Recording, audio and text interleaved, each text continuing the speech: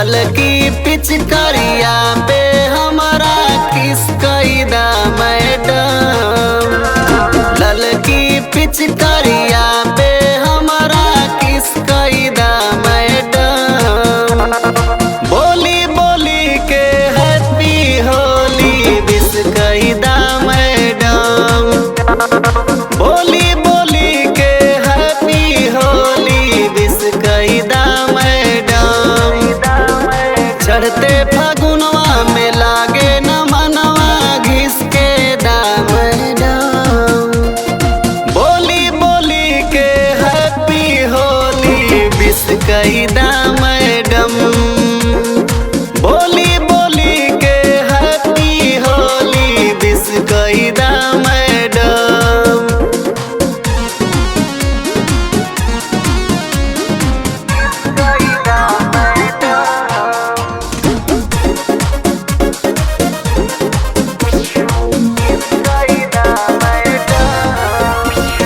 WhatsApp पे कैली message पे message देखलो कि ना गोरी। घर के बाहरिया बानी लेके पिचकारिया देखलो कि ना गोरी।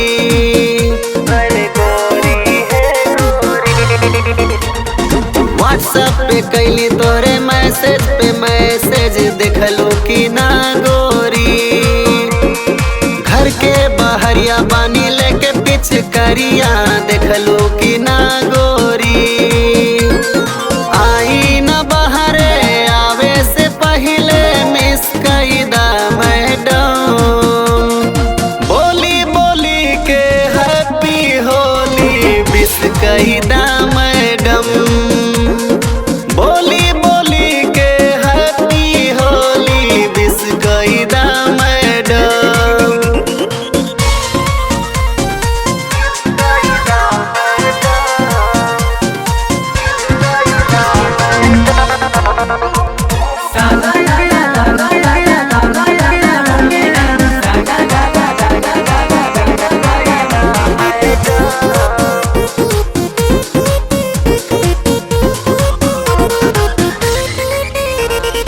हर साल खेली हमरा साथे गुलाल सज के सुनर बनलू।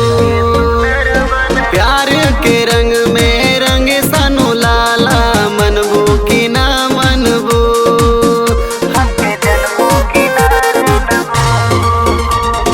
हर साल खेली हमरा साथे गुलाल सज के सुनर बनलू। प्यार के रंग में रंग सनु लाला मनबू कि ना मनबू। बलकनिया से लेके पिचकारिया से पीछ कैदा मैडम। बोली बोली के हैप्पी होली विश कैदा।